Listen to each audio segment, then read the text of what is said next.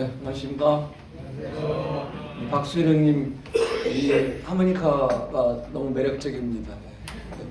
피아노 반주해준 자면 더 매력적이에요. 참 저를 어려운 걸 어떻게 맞춰줄 수 있을까? 정말 이거 사실 이 다음 세대 이거 하려고 했는데 이미 여기 잘하고 있구나. 이 완벽한 세대의 하모니잖아요.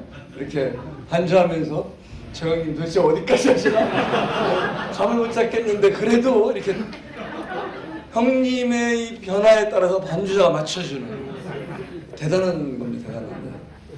다음 세대는 이미 준비됐습니다. 사실 지난 시간에 우리 소중한 실천 전도에 대해서 말씀드렸는데 제가 각 생각 꼭 해야 되는 걸 빼먹은 게 있어요. 왜냐하면은 구약 시대에는 주로 선지자라든가 특별히 하나님의 사람을 통해서 전달했다면은 그 구약 시대에서도 보면은 그 사마리아가 아람 군대에게 포위되어 있을 때 물가가 엄청 폭등하고 사람들이 굶어 죽어가고 있을 때 그 아람 진영으로 우리가 여기서 죽으나 아람 진영 아람 군대가 있는 데 가서 죽으나 가보자. 4명의 문둥병자가 그 아람 진영으로 가서 보니까 하나님께서 말발굽 소리 이런 것들 막 군병들 소리를 들리게 하셔서 아람 군대가 다 당했어요. 그리고 금과 의복을 그들이 다 챙기고 문둥병자가 챙기고 뭐야 아무도 없네 챙기고 이게 웬 떡이냐고 다 땅에 묻고 고민을 하죠. 우리가 그냥 우리끼리 여기서 먹고 살 것이냐 이 아름다운 소식을 전할 것이냐. 참 이 말씀들을 잘 알고 계실 텐데 오늘은 아름다운 소식이 있는 날이거늘 우리가 침묵하고 있도다. 열왕기하 7장 9절입니다. 나병 환자들이 그 친구에게 서로 말하되 우리가 이렇게 해서는 아니 되겠도다. 오늘은 아름다운 소식이 있는 날이거늘 우리가 침묵하고 있도다. 왜 하필 나병 환자를 쓰셨을까? 또 그 전에 열왕기하 5장에 보면은 나하만 장군의 이야기가 나오잖아요.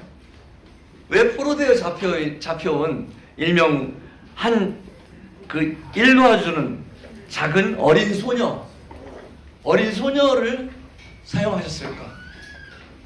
구약시대에 선지자가 존재할 때도 그 엄청난 복된 소식을 생명의 소식을 전했던 매체들을 보면은 그 매개체를 보면은요 엄청난 사회적 신분이 높거나 엄청난 사람들을 사용한 것보다는 우리가 생각할 때 정말 별 볼 일 없는 것 같고요. 그 존재감이 하필이면 생각해보세요. 아람 군대가 물러났다고 할 때 기왕이면 그 당시에 나환자들은 문둥병자들은 잘 아시다시피 문둥병에 걸리면 진영 밖에 쫓겨냈던 사람들이거든요. 저 사람들이 와서 전하는 복음이 그 군대 없는데요. 다 철수하고 없는데요. 그러니까 안 믿어지는 거예요. 왕도. 그러니까 한번 가봐서 한번 조사해 본 겁니다. 어떻게 그런 사람들을 사용했을까?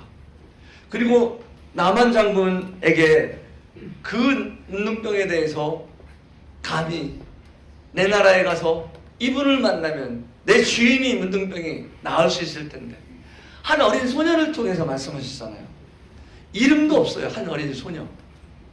그리고 예수님도 이 땅에 오셔서 강도 만난 다 죽어가는 사람한테 다 제사장이나 레위인이나 다 지나가죠. 그런데 한 사마리아인이 데려다가 주막에 데려다 놓고 치료하고 자기가 모든 책임을 지겠다고 그럽니다. 왜 그럴까? 왜 그럴까? 저는 생각을 해봐요. 참 이 복음이라는 것이 이 생명의 소식이 복된 소식이 누구나 다 전할 수 있는 거지만은 누구나 다 전하는 건 아니구나. 그리고 우리가 그 복음을 전하는 것 앞에서는 핑계댈 수가 없다는 거예요. 그 사회적 지휘자들만 한다면은 우리는, 근데 오늘날 어떻습니까? 자꾸 교회가 은사를 강조하다 보니까요, 나는 전도 은사가 없어. 그냥 우리 이런 복음은 전임 사역자 아니면 우리 장로님들이 전해야지. 이렇게 일이 몰아가고 있어요. 요즘 보면은요. 그래서 실제 젊은, 제가 지금 대학생들하고 복음 전하는 거를 가르치고 훈련시키고 있는데요. 전도를 못해요. 전도를 다 하는 것 같은데 얘기를 해. A4 용지를 제가 주고서 한번 써보라고 그러면은요, 쓰질 못해요. 아니면 말해보라고 하면 말도 못해요. 하나님이 사랑하신다. 참, 네, 그렇구나. 그래서 아까 제가 말씀드렸던 매개체라는 거, 우리가 있는 현장이, 저는 대덕에는 이제 연구단지가 있어서 박사들만 한 11명인가 12명 되는 것 같아요, 거의. 그러니까 박사님들이 굉장히 많아요. 뿐만 아니라 일부 사업하시는 분들이 있어요. 그래서 참 뭐 교사, 뭐 이런 연구소 이런 분들 많이 계신데, 사업하시는 분들은 얼마나 힘겹게 사시는지 몰라요. 사실은 안쓰러워 죽겠죠. 그런데 그런 교제를 하다가 그런 말씀을 드렸었어요. 그런데 그 사업장에서 아까 말씀드렸잖아요. 셔터를 열고 부부가 대부분 같이 일하는데, 그 부부가 책상 먼지를 청소하기 전에 소파에 앉아서 기도하고, 주님, 오늘 이곳에서 하나님의 사업장이니 하나님 의지하고 가게 문을 열었습니다. 이 어려운 시간들인데 제 생업도 하나님께서 책임져 주시는 거 감사합니다. 하나님 손에 오늘 모든 매출을 맡깁니다. 뿐만 아니라 한 영혼이라도 혹시 복음을 들어야 할 영혼들, 죽어가는 영혼이 있으면은 제가 알아차릴 수 있게 해주십시오. 그렇게 기도하고, 그들이 요즘은 월급 봉투로 안 나오지만은 연말 정산을 할 때 적자가 나든 흑자가 나든 월말 결산을 하고 하나님 앞에서 부부가 무릎 꿇을 수 있다는, 저는 그런 얘기를 했어요. 여러분들이 박사님보다 어떤 연구소장보다 더 실제적인 신앙을 실천하고 계십니다. 그 삶을 이 땅에서 살아가고 계신 소중한 분이다. 박사도 중요하고 소장도 중요하고 이 세상에 지위도 중요하지만 과연 우리가 갖고 갈 수 있는 게 뭐가 있을까요? 그래서 그런 부분들, 왜 그렇게 사람들이 싫어하는 사람들, 무명한 사람들, 그런 사람들을 쓰셨을까 생각해보면서, 이 전도 앞에는 누구도 내가 바쁘다고, 사업이 어렵다고, 내가 은사가 아니라고, 누구도 주님 앞에서 이 소중한 사명을 피할 수 있는 사람은 없다고 생각이 듭니다. 그래서 아까 얘기한 메시지를 전하기 전에 우리가 먼저 메신저가 되었으면 좋겠다. 들을 만한 사람, 듣고 싶은 사람, 내가 뭔가 어려운데 저분한테는 내 이야기를 하고 싶은 사람, 이런 부분들 세 번째 시간에 제가 못했던 부분 잠깐 말씀드렸고요. 이번 마지막 시간은 다음 세대의 준비입니다. 다음 세대는 정말 우연히 아니면 자연적으로 바뀌지 않는다. 사사기 2장 10절에서 그 세대의 사람도 다 그 조상들에게로 돌아갔고 그 후에 일어난 다른 세대는 여호와를 알지 못하며, 넥스트 제너레이션이 아니라 어나더 제너레이션, 다음 세대가, 전혀 다른 세대가 우리 잠실교회에도 펼쳐질 수 있다는 거예요. 그래서 정말 오늘 청년 특수하는 걸 보면서, 오늘 또 피아노를 이렇게 잘 맞춰주는 걸 보면서 안심이 되지만은 오늘 이 주제를 통해서 과연 우리 잠실교회의 다음 세대는 어떻게 우리가 설계해 나갈까? 참 하나님은, 성경은 정말 하나님 말씀이에요. 너무나 우리 연약을 잘 알으셔요. 아니 출애굽 했으면 됐지, 왜 꼭 그 유월절 예식을 통해서 이후에 너희 자녀가 묻기를 이 예식이 무슨 뜻이냐 하거늘, 이후에 너희 자녀들이 묻건을, 요즘 묻지도 않는데 묻건을 어떻게 대답할지 준비하라는 거예요. 유월절 사건 때부터 그 엄청난 인방과 문설주에 피를 바르고 10가지 재앙에서 10가지 재앙이 애굽을 덮치고 마지막 유월절 사건을 통해서 그들이 부추를 받고 이제 즉시 신발을 신고 도망갔던, 홍해바다 앞에서 직면했던. 그런데 그 사건은 또 이후에 너희 자녀가 묻기를 이 예식이 무슨 뜻이냐 하거나, 그때부터 이미 출애굽기 12장에서부터 이미 다음 세대를 하나님은 걱정하고 계신다.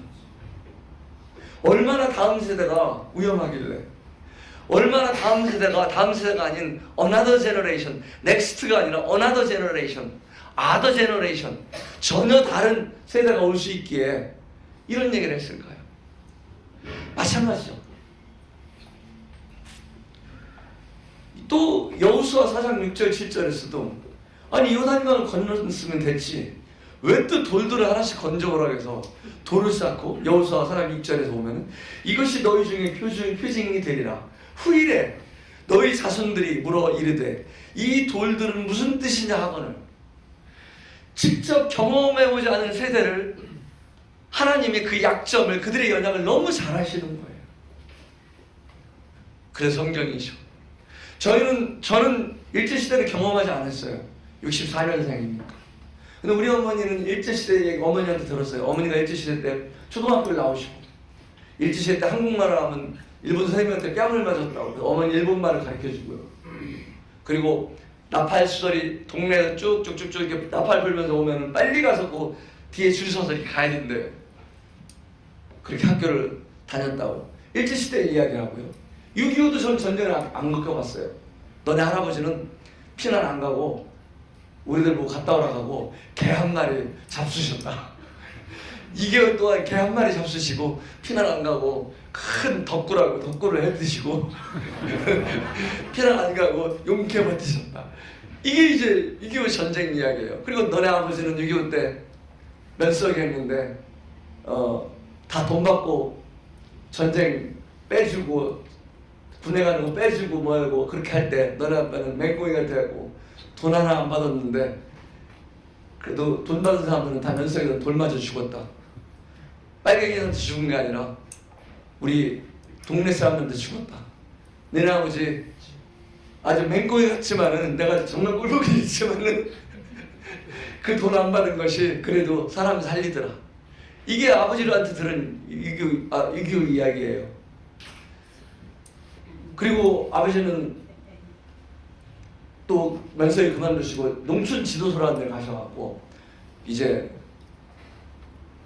다니시면서 야학을 하시. 반야하는 학교. 그러니까 우리 6년 1년을 나누고 퇴근했으면 집에 오셔야지. 집에 안 오시고 그 야간학교에 가서 또 그 선생님을 하시고. 그러니까 우리 어머니는 또 아버지가 오실 때까지 밥도 못 먹게 하고 배고파 죽겠는데. 그래 아버지 아침에 출근할 때는 도시락을 싸는 보리밥, 그 겉보리가 안 익으니까 미리 소쿠리에 삶아놨다가 보리밥을 하고 그 위에 쌀 한 줌 얹히는데 양치가서 우리 어머니는 그 쌀을 아버지 도시락에 싸고 우리는 다 시큰 것만 먹고 아버지 도시락을 언제 먹어보나. 이런 얘기를 우리 저 송파교회 다니는 최지한 군이 제 아들이 이해하겠습니까? 이해하겠어요? 아니 그때 치킨 시켜 먹지 그랬어. 그때 피자 배달 안 됐어 그럴 거 아니에요. 이게 자녀들은 잔소리로 들려요.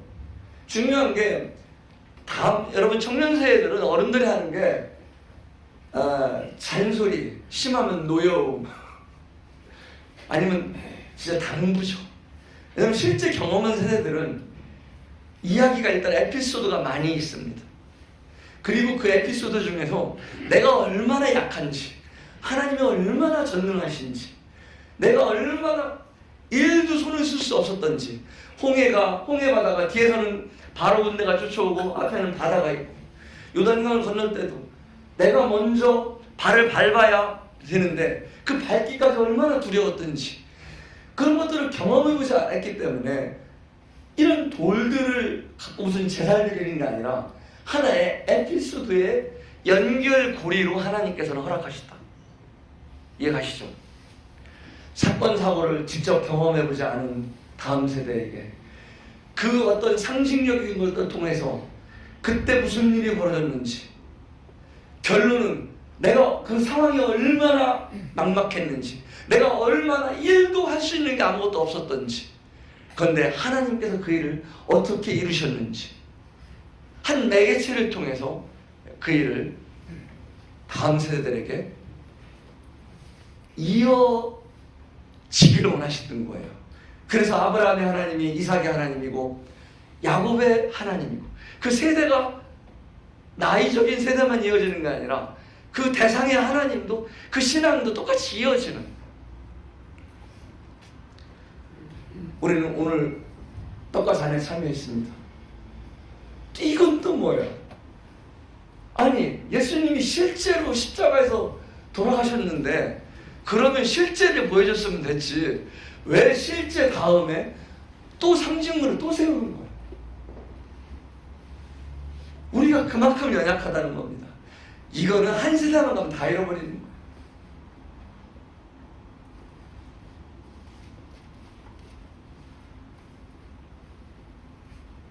이게 지금 떡이냐 빵이냐가 문제가 아니잖아요. 이 중요한 주님의 몸과 주님의 피가 세대가 이어질 때마다 주님이 나를 위해 죽으시고 주님이 부활하시고 주님이 다시 오십니다. 이 메시지를 내가 아멘하면서 먹으면서 아멘하고, 내가 먹으면서 예수님 오십시오, 감사합니다. 내가 할 수 있는, 여기 앉혀있는 게, 이 자리에 있는 게 일도 없구나. 내가 할 수 있는 게, 이 자리에 앉아있는, 이걸 먹을 수 있는, 마실 수 있는 자격이 일도 없구나. 예수님이 십자가의 공로가 아니면은, 그 은혜가 아니면은 나는 일도 없다, 내 자격이. 나같이 무자격자가 주님의 은혜로 내가 오늘도 주님의 떡에, 주님의 잔을 마시면서 주님의 몸에, 주님의 피, 약속은 어떻습니까? 사람의 약속이 아니라 다시는 너희 죄와 불법을 기억지 아니하리라, 다시는 나를 위해서 제사 드릴 것이 없느니라, 너희 죄를 위해 제사 드릴 것이 없느니라. 이 단번에 영원히 온전하게 하신 주님의 약속을 저희는 이 잔을 마시면서 기억합니다. 주님, 제가 누굽니까? 할 말이 없잖아요. 감사합니다 외에는. 이런 것들이 왜 다음 세대에도 이어져야 할까요? 너무 전통적이라고요? 너무 계속 형식화된다고요? 맞습니다. 형식화될 수도 있습니다. 제가 아는 교단의 한 목사님이 당신 교회 가보고 싶다. 이게 가능하냐? 매주 떡을 뜨는 게 가능하냐? 네팔의 교회들은요, 한 달에 한 번 떡을 띱니다. 모든 교단이. 왜 그러냐면 네팔은 교단이 없었어요. 1953년에 53년까지 네팔 왕국이 꽉 막고 있었는데 복음을, 53년에 의사들을, 네팔 왕정이, 의사들은 들어와. 그 대신 목사는 안 돼. 의사들만 들어와. 그 의사들이 미션 병원을 세우고 낮에는 네팔인들을 치료하고 밤에는 성경 공부를 했습니다. 의사들이 무슨 신학을 한 사람이 없고요. 의사들이 교단이 중요하지 않잖아요. 성경 공부 중심으로 네팔이 형성된 그 가난한 나라지만은 축복받은 나라예요. 그래서 네팔 지방에 가면은 교단이 뭐예요? 그러면 교단이, 아니 무슨 교단이냐고 물어보면 교단이 뭐예요? 그래요. 영어로도 denomination 어렵잖아요. denomination 처음 들어본 단어예요. 준더 네팔만 준더라고 하는데 우리말하면 그룹이에요. 그룹. 무슨 그룹이야? 크리스천의 그룹이 어디 있냐고 그래요. 그들은 그래서 한 달에 한 번씩 이 성만찬 예배를 모든 네팔 교회들이 드립니다. 그리고 지금도 시골에 가면 교단이 없어요.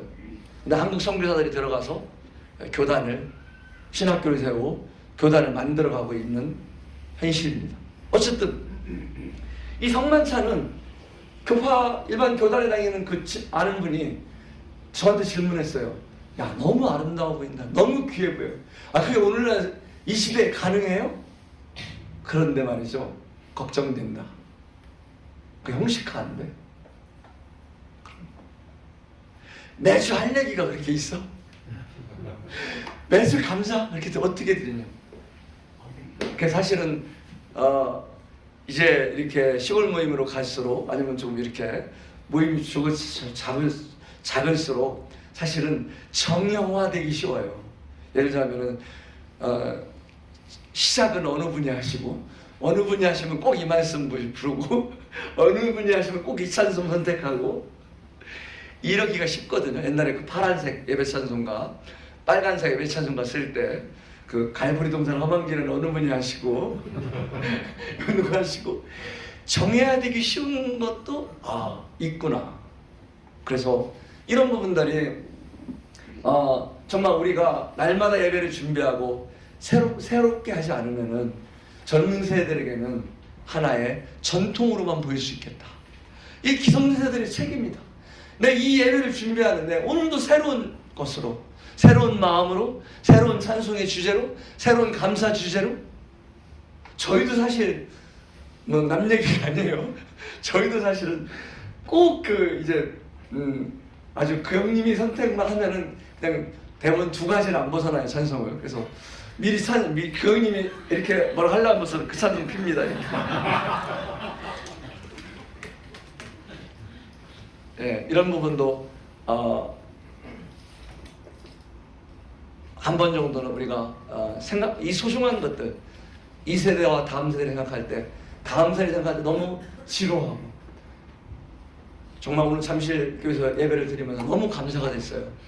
왜냐면은 이 주제가 무색할 만큼 우리 어르신들이 그 힘차게 깜짝 놀랐어요. 어느 한 분이 막 하는데 그리고 어느 분이 그랬어요. 손 들어보세요 한번. 강사보다도 목소리가 더 크게 하셔가지고 이게 힘이 있구나.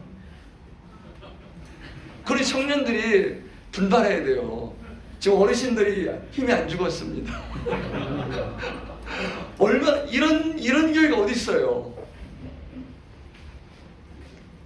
나이가 들어도요, 주님을 향한 그 열정, 그 십자가 앞에서, 그 떡과 잔 앞에서 그 감사의 열정, 그 감동들 정말 귀한 거예요. 이런 부분들이 청년들에게, 저는 일반적으로는 어른들이 걱정이 되는데 여기 보니까 청년들이 저걸 다 담아내야 할 텐데, 잠깐 그런 생각을 했어요.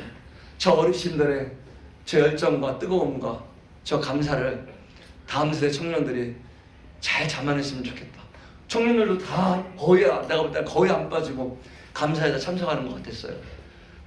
시간이 한 5분 이렇게 좀 정도 더, 1시간 예배지 원래. 예배도 1시간 5분 하는 걸 보긴 봤지만은 넘치는 예배구나. 너무 감사가 된다. 예배가 지루하고요, 예배가 자꾸 홀딩되고, 예배가 뻔하면은 우리가 무엇을 다음 세대에 전할 수 있겠습니까? 이거는 말로 가르치는 게 아니거든요. 그대로 생중계되거든요. 그러면 그대로 같이 참여하거든요. 그리고 이 친구들이 아니라고 하는 것까지도 결국 자기들도 하거든요. 제가 그랬거든요. 저 아버지 같이 살기 싫다고. 아버지는 실수가 없는 분. 자식들 그렇게 나눴으면 책임을 져야지. 맨날 남준 일만 시키고. 제가 화장실에서 그 당시에 화장실 휴지가 없었어요. 근데 제자들이 보낸 편지가 제 휴지에 우리 화장실의 휴지였어요. 최 선생님 좌하. 저는 영등포 어디에 취업해서 첫 월급을 탔는데 최 선생님 사모님하고 그 당시에 소액환 소액한 얼마를 동봉회입니다. 그리고 우표 얼마, 우표를 보냈어요. 우표. 이해가 안 가죠. 우표. 그 당시에는 은행 제 계좌가 없었어요. 우표를 보내니 사모님하고 고기 한 근 끊어서 드세요. 제가 그거 볼 때마다 뭐 이래봤자 뭐 무슨 우리에게 실속이 있어. 그랬어요. 근데 뉴호라이즌 네팔에 가서 제가 간지 1년 만에 아버지가 돌아가셨는데 최고 아버지 생각이 났어요. 아버지가 저를 봤으면은 육남일녀의 막내인데 이 막내가 내 대업을 이어받았구나. 이렇게 저를 기뻐할 텐데 왜냐면 그 학교를 또 하고 있으니까. 제가 학교를 기하대책 300명 장학금을 받고서 30만 원 계약했다 했잖아요. 그런데 300명만 와야 되는데 애들이 자꾸 늘어나요. 학교가 좋아지니까. 400명, 500명, 600명, 900명까지 드는데 제가 학교 가면은 교장을 4년 해다가요. 야, 내 실력으로 안 되겠다. 교육 전문가를 세워야지. 그리고 현지 교장을 세우고 저는 뭐를 했냐면은 이렇게 뒷짐을 지고 제가 운동장을 돌고 있는 거예요. 우리 아버지가 꼭 그랬거든요. 이 삽을 들고 꼭 논을 돌아요. 그래서 왜 돌으시나 도대체. 저는 아버지 기억이 뒤에 삽 이 뒷짐 지고 논을 돌던 논뱀을 돌아보러 가는 거예요. 저도 이렇게 하고서 운동장을 돌면서 기도하고 있었어요. 깜짝 놀랐어요. 아버지가 보시면 굉장히 기뻐하셨겠다. 아버지같이 살지 말자고. 저도 출세해서 진짜 대표이사까지 됐으면 좋겠다고. 진짜 그 경쟁 사회에서 제가 과장에서 부장이 됐으니 얼마나 G5에서 G6가 됐어요. 직급도 없어지고 얼마나 뛰었겠어요. 우리 자매가 맨날 저한테 하는 얘기가 당신은 집에 오면 문 잠그고 문 닫고 들어가면은 결국 나는 애하고 자느라고 이런 얘기를 했어요. 그런데 아내가 안 도망간 게 다행이죠. 어쨌든 아버지가 그렇게 밀었는데 아버지같이 살고 있어요. 여러분들도 이 다음 세대가 지식이 아니에요. 이 가슴이에요. 가슴. 이 교회에서 연약해 보이는 거, 아쉬워 보이는 것들이 여러분들은 아쉽다 하지만은 또 그거 한다니까요. 다음 세대들한테. 웃긴 거예요. 이게 배우는 거. 이게 그래서 우리 현장이, 예배당의 현장이, 삶의 현장이 제자훈련을 통해서 가르치는 것 같지만은 그것도 소중하지만은 실제는 삶의 현장, 예배 현장, 우리 교제의 현장, 이 현장이 그대로 배우는 거예요. 지금 주영 형제 아들이 주영이 제가 볼 땐 붕어빵이잖아요. 똑같이 닮는 거예요. 신앙은 자동으로 이어지지 않는다. 참 이 안다는 거를 다음 세대는 안다, 알지 못한다. 그 안다는 말을 경험이라고 이렇게 원어적으로는 표현합니다. 안다는 것은 지식으로 배우는 아는 것이 아니라 지식으로 배우는 거 안다면은 우리 성령 제자훈련하면 금방 할 수 있어요. 저 네팔에서 제자훈련 많이 해봤고 지금도 제자훈련 제가 3년째 하고 있는데 쉽지 않아요. 네팔에서 제자훈련 때는요 혹독했어요. 브라만, 꺼머리같이 브라만한테 제가 화장실 청소 시켰어요. 네팔의 화장실 청소는 가장 낮은 계급 천민이 하는 거거든요. 그런데 전생에 열심히 살아갖고 최고의 브라만이 된 브라만한테 화장실 청소 시켰어요. 그리고 제자훈련 중반쯤에 제가 여기 누웠어요. 그리고 한 명씩 와서 여러분들 발을 내 얼굴에 대라고 그랬어요. 네팔 양말 안 신어요. 얼마나 냄새가 간장과 그 된장 사이에 황금 조합인지. 네. 그 쓰리벌을 신고 다니거든요. 보통 쩍벌이라고 하는데 그 뭐지? 쪼리. 그 쓰리벌 신고 다니는데 냄새가 그 고무 냄새와 삼박자가 딱 났습니다. 저를 한 번씩 그 발을 갖다 얼굴에 대라고 했더니 형제들이 걸려서 떨어요. 제가 그런 얘기 했어요. 사역을 하려면은 칭송받는 게 아니라 별 사람이 다 있다. 다 본받은 성들인데 별 이야기가 다 들려오고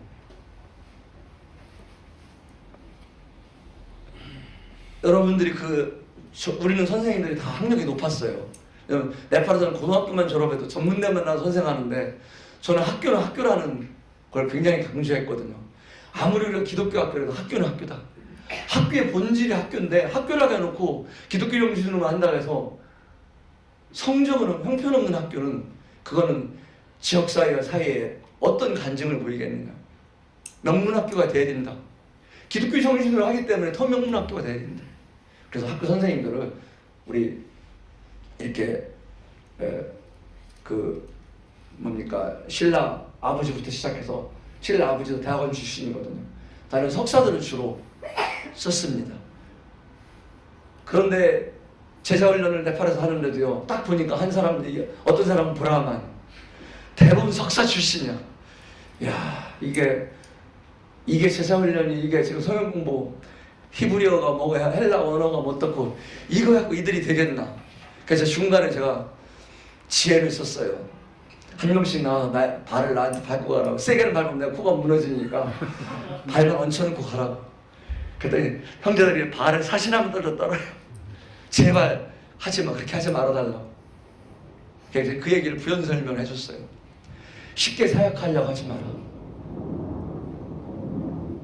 나는 한국 모임에서 왔지만은 초기에 그 리더십의 갈등 때문에 정말 그 아름다운 지역교회가 얼마나 힘들어하는지 그걸 많이 경험해왔다.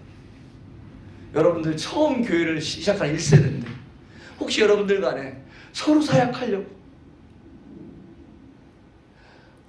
이 어떤 일꾼들 뽑는데 안 되면 나도 안 나갈래, 딴 교회로 갈래,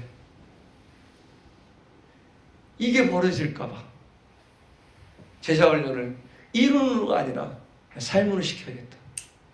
그리고 제 통장을 우리 가까이 있는 우리 그 마차경기 빌바도 형제라든가 몇몇 형제들은 제 통장의 잔액을 알아요.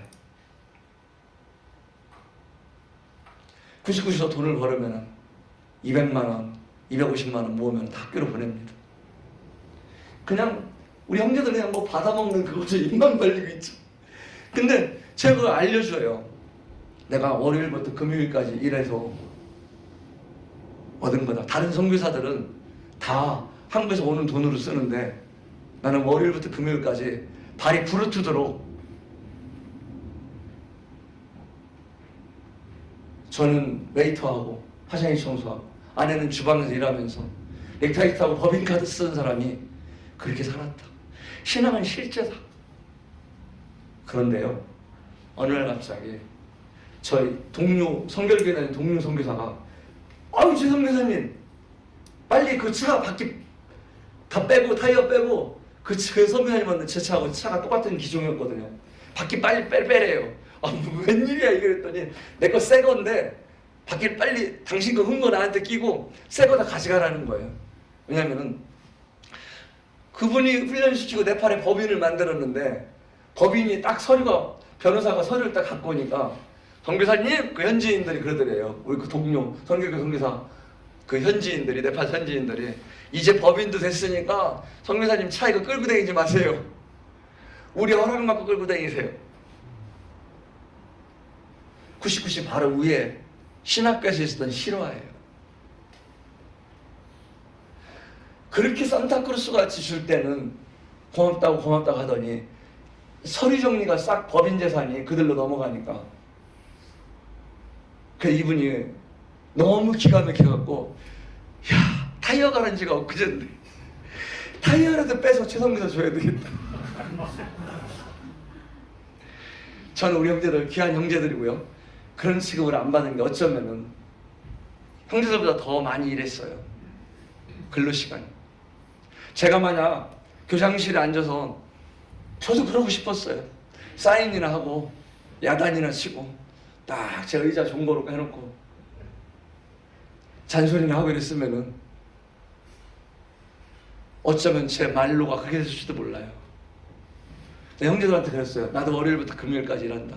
이 돈이 한국에서만 온 돈이 아니라 후식구시서 월요일부터 금요일까지 삼겹살 굽고 남들 다 갈 때 진짜 얼마나 힘든지 알아요?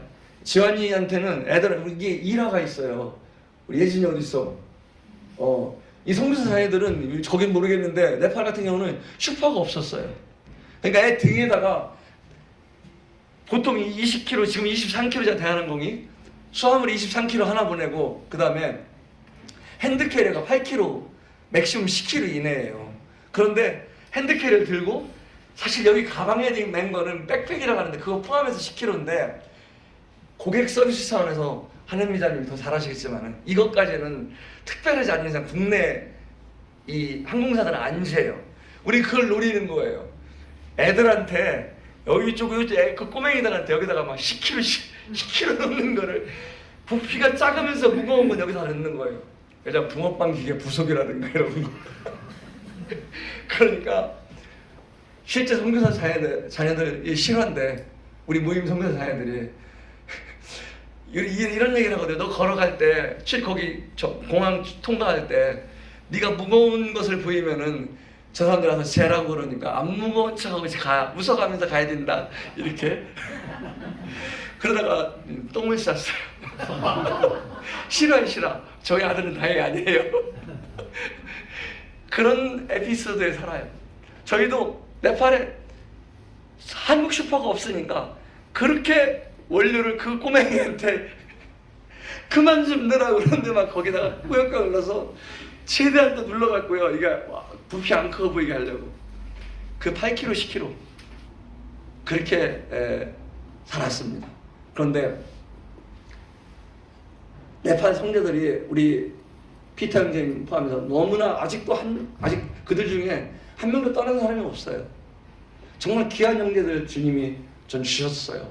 그런데 그 형제들과 저는 함께 일었어요. 그래서 제가 돈이 떨어지면은 그 형제도 돈이 떨어지고,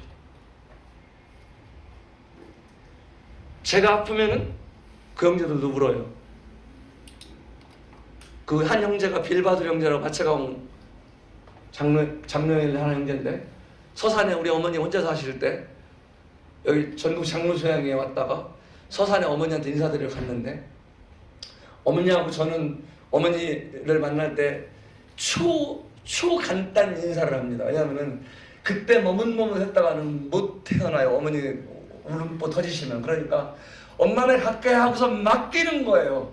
그런데 이 철없는 빌바드 형제가 거기서 우리 어머니를 붙들고 울고 있는 거예요.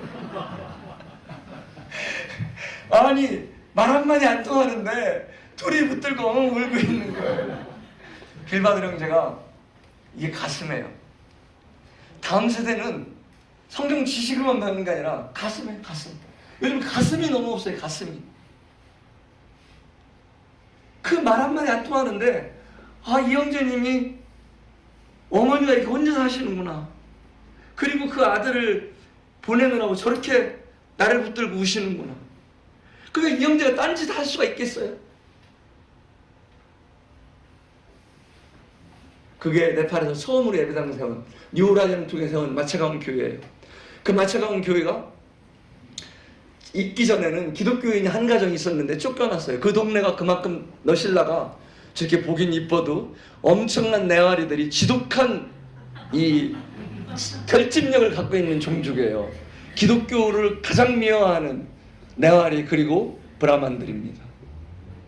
왜냐하면 네와리는 네와리끼리 결혼해야 되고요. 다른 종족이 섞이는 걸 원치 않아요. 말도 네와리만 써요. 이 형제가요, 머걸입니다. 머걸, 빌바드는 지금 얘기했던 너울바르시의 머걸이 그 네와리 마을에 와서 고개만 돌리면 다 네와리 말이에요. 네팔말 표준을 안 쓰고. 표준을 써야 우리 일하는 사역자 빌바드 형제가 대화에 끼는데, 고개만 돌리면은 네와리 랄랄랄 저거 알아듣는 우리 형제 일꾼이 못 알아듣는. 제발 그러지 마라 그랬어요. 안 돼요. 근데 그 형제가 지금까지 안 쫓겨나고 네팔 마차가움에 존경받는 형제로 우리 신라 아버지하고 찌런집 형제하고 세 형제가 장로로 한 100여 명 되는 성도들 지금도 섬기고 있습니다. 왜 그랬을까요? 그 머걸이라는 사람이 평민 농부가 그 빌바드 형제가 와서 네팔의 마차강 네와리 사람들은 글자 쓰는 게 네와리 글자가 굉장히 발달이 안 됐어요. 이 말하는 언어예요. 그러다 보니까 네팔 표준어를 몰라요. 그래서 병원에 가면은 말 그대로 주사기부터 다 환자가 사가야 돼요. 한국처럼 등록만 하면 거기서 다 해주는 게 아니라 약 포함해서 주사기 포함해서 뭐 소독약 이런 거 다 왔다 갔다 하면서 보호자가 해줘야 돼요. 이거를 네와리 사람들이 병원을 못 가요. 그러니까 이 빌바들 형제는 그걸 잘하거든요. 빌바들 형제 그 오토바이로 그 동네 사람들을 모든 환자만 생기면은 성도들이 자기들끼리 네와리 말만 하다가 네팔 말 써서 형제님 나 병원 가야 된다고 거의 모든 성도들을 그렇게 태우고 다닌 게 10년이 넘습니다. 빌바들 형제 도움을 안 받은 형제들이 없어요. 형제자매가. 그리고 그들이 아플 때 가서 울어주고요. 그는 신학을 한 사람도 아니고요. 그렇게 똑똑한 사람도 아니에요. 브라만 계급도 아니고요. 그런데 그는 가슴으로 저는 배웠다고 생각해요. 그 가슴을 성도들이 이해하고 존경한다고 생각합니다. 같은 종족도 아닌데 그 시골에서 온 농부 출신을 존중해주는 이유는 무엇일까요? 그를 전임사역자로 섬기는 이유는 무엇일까요?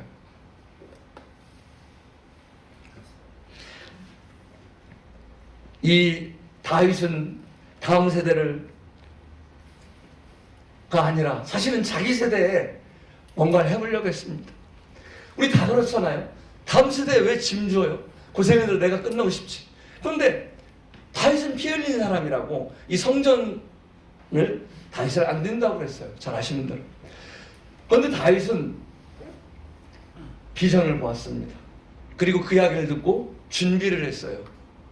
그리고 맡겼습니다.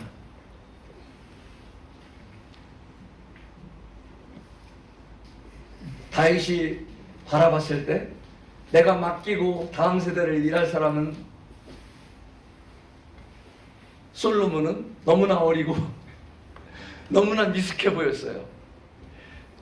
어르신들이 잘 생각해 보세요. 우리가 다음 세대를 생각하면요, 다윗 때부터 그랬어요. 야, 저거 어떻게 다음 세대 가능할까? 저거 어떻게 우리 교회 끌고 나갈까? 오늘 보니까 한 명도 안 남았네. 다들 어디 갔어? 야, 큰일이다. 이거 다음 세대에 우리 교회가 될까? 성전은, 다윗이 그린 성전은, 설계도는 어마어마하고 웅장한데 물려줘야 할 솔로몬은 어리고 미숙해 보였습니다. 이것들이 우리가 기성세대가 다음 세대를 생각할 때 공통적으로 저는 생각이 드는 부분이라고 생각합니다. 그렇지만 다윗은 포기하지 않았습니다. 준비했다는, 우리 모임에서는 준비라는 말을 굉장히 좀 전통적으로는 별로 안 좋아해요. 왜냐하면 주님이 하시고 주님이 공급하시고 이런 걸 더 강조하다 보니까 준비는 왠지 약간 인위적인 것 같고 약간 좀 인간들이 하는 것 같고 이렇게 생각이 들 수 있는데 다윗은요 철저히 준비했습니다.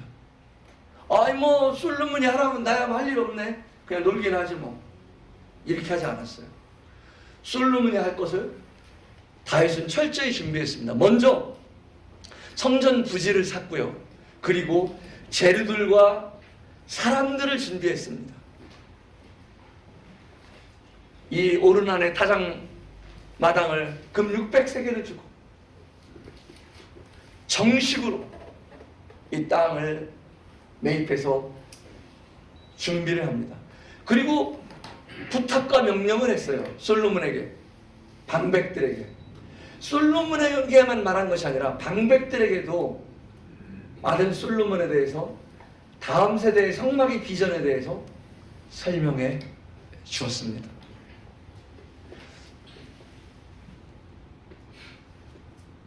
리더십은 그 당시 왕정 시대에 다윗 왕, 솔로몬 왕, 그것은 충분한 권력이었습니다.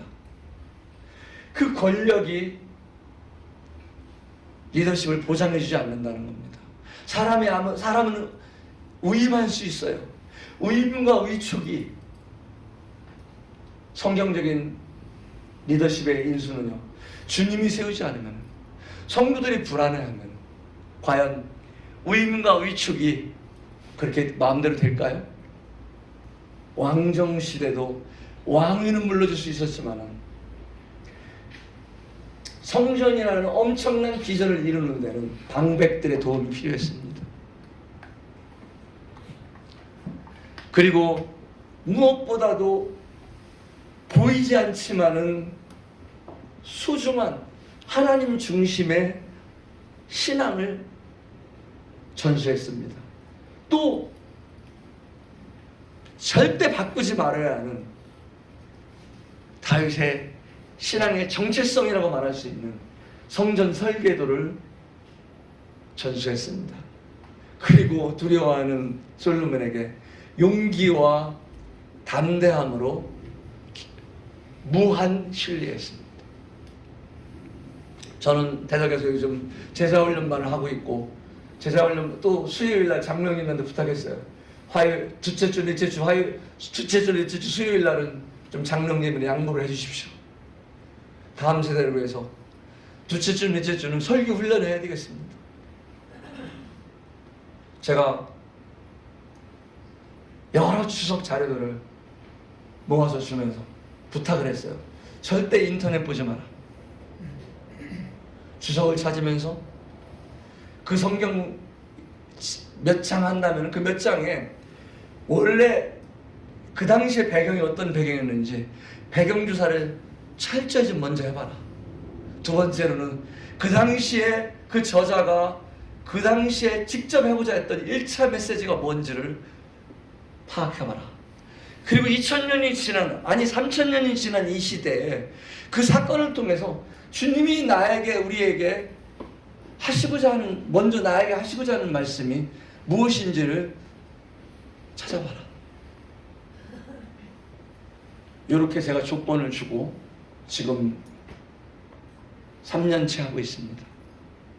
성도님들한테 양해를 구했습니다. 다소 마음이 안 들 수 있습니다.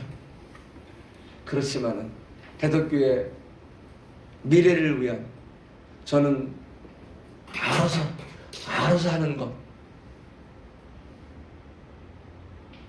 또 중요하지만 우리 기존 세대의 책임은 없을까?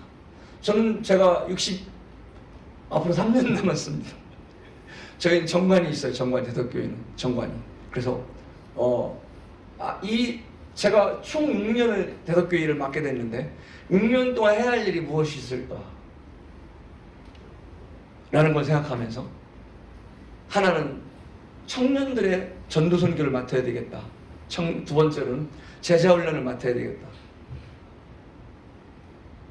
그리고 나머지들은 장로들 4명, 다른 4분과 분담 사역을 해야 되겠다.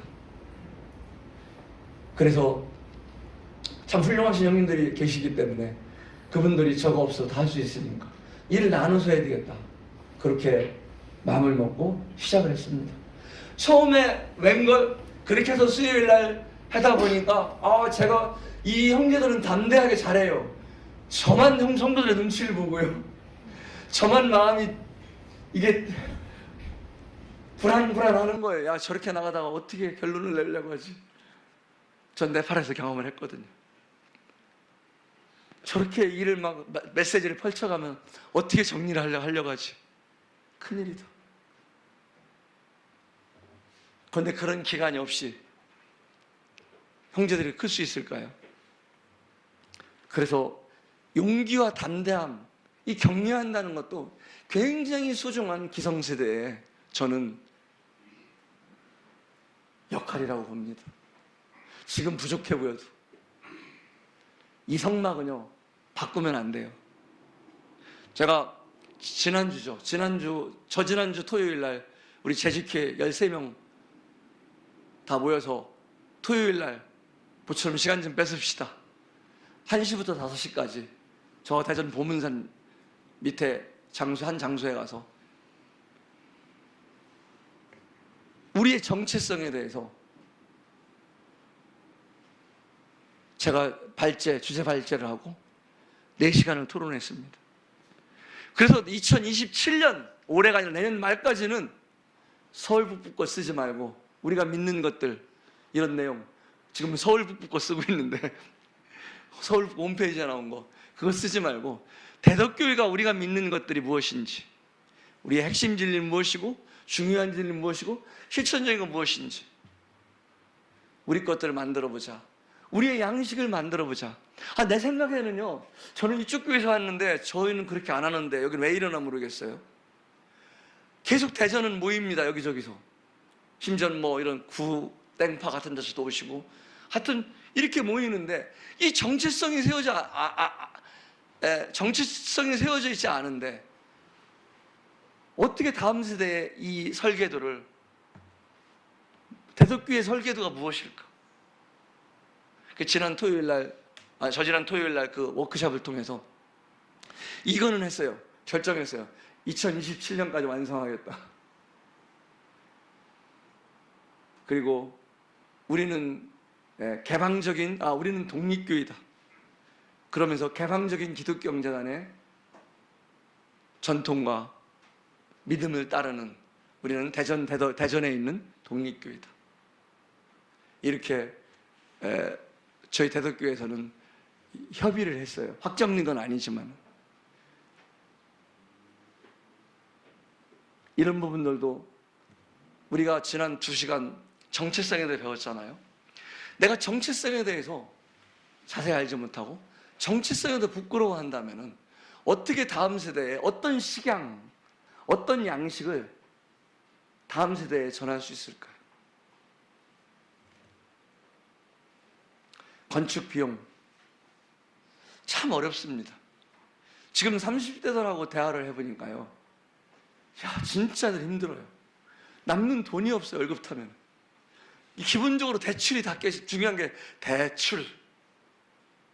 이 대출이 차지하고 있어갖고, 월급은 나름, 더군다나 애들은 다 지방이잖아요. 서울과 지방의 차이가 얼마나 큰 차이인지 아세요? 보통 대전만 하더라도요, 한 180에서 처음 입상하면은 180에서 300이 안 넘어요. 초봉이.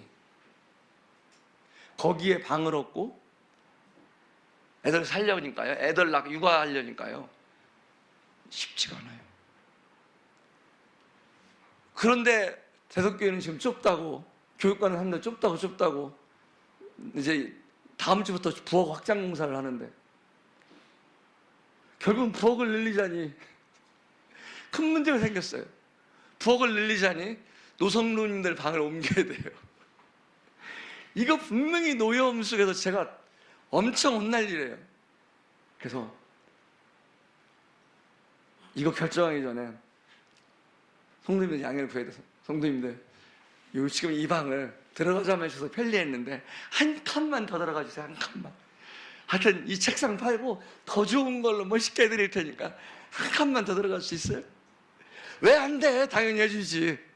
그래서 제가 감사하게 이제 그 방을 부수고 주방을 넓히기로 했어요. 자매님들이 이 식사장만 일하려면 이 몸이 다 갖고 바닥이 미끄러워서 계속해서 얘기가 나와요. 그런데 참 그런 생각을 했어요. 지금 건축을 하려니까 3, 40억이 들어가는 거예요, 대전에서. 그런데 제가 30대를 보니까 노답이에요, 노답. 30억은커녕 무시해서가 아니에요. 이 다음 세대를 어떻게 할까? 저희 때는요, 평수를 줄이고 전세를 줄이고 아파트를 평수를 줄여서 헌금한 세대잖아요. 선교 가라면 집 팔고 국민연금 매약하고 알아서 했죠. 알아서. 그 누가 뭐 매뉴얼도 없었어요. 그래서 지금 세대를 보니까 너무 걱정되는 거예요. 이런 것들도 어떻게 지금 대출 3억 5억 끼고서 남는 게 한 달에 50만 원 80만 원도 안 되는 그 살림으로 애들 1명 2명 키우면서 어떻게 이런 것들을 준비할 수 있을까? 저는 가능하다고 봅니다. 결론적으로. 이걸 가능하도록, 왜냐하면 이거를 꼭 물질이 아니라도 이런 비전이 연결되지 않으면, 어른들은 비전을 갖고 있는데 다음 세대는 아, 우리 월세 살아요, 월세. 제가 그랬어요. 그냥 쉬운 말로. 하여튼 지금 본관이 있고 본관을 샀고 그 다음에 얼마 전에 교육관을 샀는데 작년 말에 빚을 다 갚았습니다. 드디어. 그래서 제가 이제는 이 건물을 사든 팔든 저 시골로 이사 가든 다음 세대에 묵시다. 책임을 좀 가져라. 이제는 한국에 60대 70대들이 돈이 없다. 그렇게 똑똑하게 못 살아서 미래 준비도 못했고 너네들이 이제 기도 시작해야 된다. 이렇게 비용 부분도 한번 공유를 한 적이 있습니다.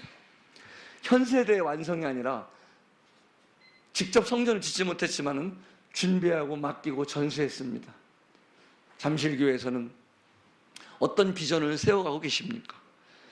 사람들은 준비되고 있습니까? 특히 청년 세대입니다.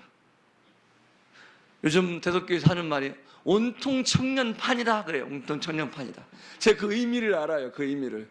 한편으로는 살짝의 불평, 한편으로는 기쁨. 예, 그래서 하여튼 월화수목금토 거의 매주 나와요. 청년들이. 그래서 저는 기뻐 죽겠어요. 그래, 교회가 이렇게 옛날에 우리 그랬잖아요. 월화수목금토. 청년 세대들이 준비되지 않으면, 그리고 가정부터요. 우리 유럽이라든가 호주는 다음 세대를 교회에서는커녕 내 자녀, 사역자부터 시작해서 내 자녀를 다음 세대를 세우지 못했어요. 없어요. 왜냐하면 부모님의 사역에, 부모님의 삶에 너무 실망하고요. 이런 데들이 많아요. 그러니까 지금 손주들, 자녀들, 나, 부모님, 이 4세대가, 저는 이제 손주 이 4세대가 아직 숙제로 남아있어요. 500일 됐으니까 이 4세대 구원받을 때까지 기도하려면 이제 까마득한데, 여기까지 제가 달성을 해야지 저도 제 이제 다윗처럼 편하게 갈 수 있습니다. 4세대. 다음 세대는 왜 하나님이 이렇게 다음 세대 했을까? 사사기의 반복적 흐름이 있습니다. 하나님을 경험하지 않으면요, 그 다음 세대 하나님을 잊어버리고요, 죄에 빠지고요, 고통당하고요, 부르짖으면 또 사사를 보내고.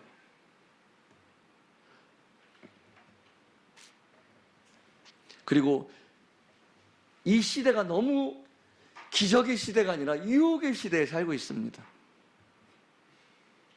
그래서 이 다음 세대를 어떻게 그럼 맡길 것인가? 내게 들은 바를, 이 소중한 진리들을 어떻게 충성되는 사람들에게 부탁하고 넘겨주고 맡길 것인가? 교회에서 젊은 청년들 세대들에 대한 투자가 어떻게 되는지 모르겠습니다. 제자훈련의 중요성을 알고 이미 아마 하고 있는 걸로 알고 있습니다. 또 위임과 역할 분담. 위임과 역할 분담은 남는 걸로 주는 것이 아니라요, 내가 할 수도 있는데 소중한 것들도 나누는 겁니다. 이렇게 해서 맡기고 나누고 인계하는 것 뿐만 아니라 비전을 정말 우리가 공유하고 있는가? 분명한 알아서 하라, 주님만 의지하고 옳은 것 같지만은 분명한 설계도는 갖고 있는가? 교회의 정체성이 있는가? 교회 진리를 흔들리지 않는 교회 진리를 갖고 있는가? 흔들리지 않는 교회 진리를 갖고 있는가? 교회 진리가 없이 어디 가서 뭘 배우겠습니까? 우리 교회 진리가, 분명한 교회 진리가 없이. 싱가포르 앙모교회에 저는 일주일 동안 꽤 오래 10여 년 전에 갔었어요. 저는 연구 모임을, 저보고 선교 간증하러 가지 말라고, 저는 오늘 앙모교 모임을 배우러 왔다고.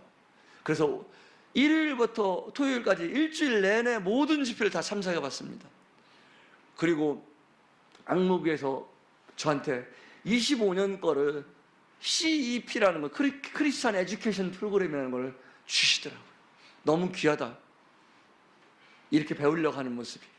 그래서 5년 단위로 교회 프로그램이 주제별로, 성경별로, 주제별로, 성경별로 5년 단위로 싱가포르 앙목교회에 161년 된 교회입니다. 우리 모임입니다. 161년 된 교회가 지금도 변함없이 5년 단위로 교육을 하고 있었습니다. 신학을 하냐 안 하냐 이런 얘기는 제가 안 하려고 합니다. 저는 그런 것보다 그런 건 사치라고 생각합니다. 더 중요한 거는 우리의 기본 다음 세대가 이 분명한 교리에 있어서 흔들리지 않는 확실한 교리를 이들이 갖고 있느냐, 어디 가서 유혹받지 않는 분명한 다른 교단을 가리키는 것과 차이점이 뭔지 내가 제시할 수 있느냐, 이런 부분이 저는 먼저라고 생각합니다. 그리고 존경입니다. 젊은 세대들은 어른 세대를 존경하는 것이 필요합니다. 이해가 되지 않더라도 존경해야 됩니다. 제가 아버지한테 못한 말이, 가장 가슴에 남는 말이 아버지 존경합니다, 이 얘기였어요. 정말 아버지한테, 제가 아들한테 듣고 싶은 얘기가 존경합니다. 근데 아직까지 안 해요.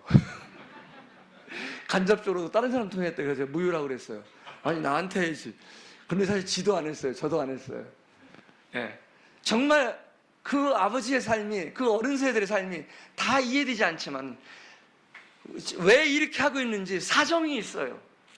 그 사정을 물어보세요. 왜 우리는 수요 집회를 이렇게 하는지, 왜 사회를 이렇게 하는지. 다 교회별로요. 여러분들이 직장 때문에 어느 교회에 가면, 그 모임에 가면은 그 모임에 사정이 있습니다. 몇 년 전에 분가가 있었고, 몇 년 전에 어떤 일이 교회에 있었고, 이것이 없이 지금 하고 있는 행동 양식이라고 하는데, 행동 양식이 그냥 생긴 게 아니에요. 물어보세요. 다음 세대들이 이것이 무슨 의미냐고 물어보면, 왜 수요 집회를 형제들이 다 이렇게 간증으로 하지, 여기는 말씀으로 안 하고? 사유가 있습니다. 그리고 존중해 주세요. 이해가 되지 않더라도 존경해 주세요. 존경. 어른 세대들은 청년 세대들을, 다음 세대들을 존중해 주세요. 존중한다는 말 쉬운 말 아닙니다. 굉장히 어렵습니다. 미숙해 보여도요, 불안해 보여도요, 존중해 주세요. 참 쉽지 않습니다. 조금 느리지만은 다음 세대를 하루아침에 되는 건 없습니다. 선교와 마찬가지로 인프라를 쌓아야 돼요. 참 우리 모임이 약한 게 이 인프라의 영역이에요.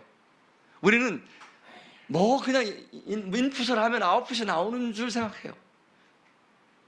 그런데 상당히 시간이 오래 걸리는 것들이 있습니다. 제가 포지션 페이퍼라고, 우리 모임이 믿는 것들에 대한 것 하나 작성하는데도 2년이라는 기간을 왜 잡았겠습니까? 제가 임의로 만들어갖고 성도들한테 사인하라고 주는 게 아니라 재직들 13명이 한 마음으로 기도하면서 내가 다음 세대에 물려줄 우리가 믿는 것들이 무엇인지를 정리해자. 그래서 2년 기간을 잡은 거예요. 존중한다는 것은 쉽지가 않습니다. 시간도 많이 걸리고요. 보세요. 사도 바울은 내게 주신 하나님의 은혜를 따라 내가 지혜로운 건축자와 같이 터를 닦아두매. 고린도전서 3장 10절에. 그런데 다른 이가 그 위에 세우나.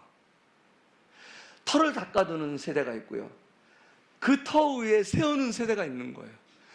내가 하는 일이, 지금 우리가 하는 일이 터를 닦는 일이라면은 저는 터를 계속 닦았으면 좋겠어요. 쉽지가 않습니다. 터를 닦는다는 것은 내 이름이 하나도 안 남아요. 굉장히 힘듭니다. 제가 네팔에 우리 모임, 저를 통해서 개척한 이 6개 모임에 제 사진을 붙이지 말라고 그래요. 제 사진을 붙이지 말고 제 흔적을 지워라. 이건 주님의 교회다, 제 교회가 아니라.